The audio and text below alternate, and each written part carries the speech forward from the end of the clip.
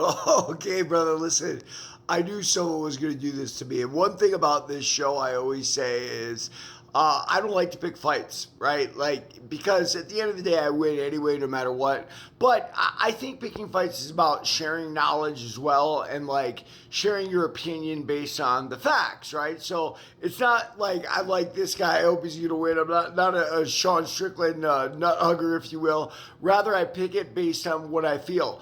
And I don't feel either way about this one. I think, look, their first fight was in Canada in 2015. That was a long time ago. And one thing about Charles Oliveira that I respect a lot is, like, I know he was a jiu-jitsu phenom, right?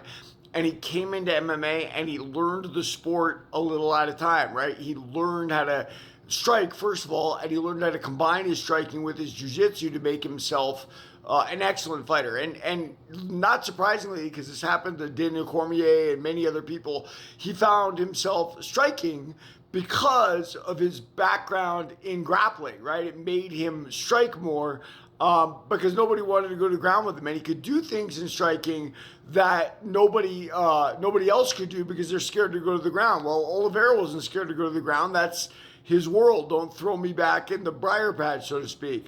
All of that having been said, Max Holloway is on one heck of a tear. I think he lost recently. Didn't he get knocked out by no, that was Oliveira. So, as far as BMF title goes, he knocked out Gaethje. Gaethje's the champ right now, right? Like, so this BMF title actually really means something, in my opinion. And as far as I'm concerned, even through all the losses to Volkanovski, Max Holloway never showed any signs of slowing down, and that's because, listen, guys, in the fight game, styles make fights, right? Like, and sometimes they match you with a guy who is just simply not your style, like that. That's not easy for him, or whatever. And Volkanovski isn't an easy fight for anybody. I would argue. Look, he's a little short guy, right? Like, that is really quick and really powerful and all of that, and it can take you off your rhythm when you're fighting a guy who dimensionally isn't like what you're used to, right?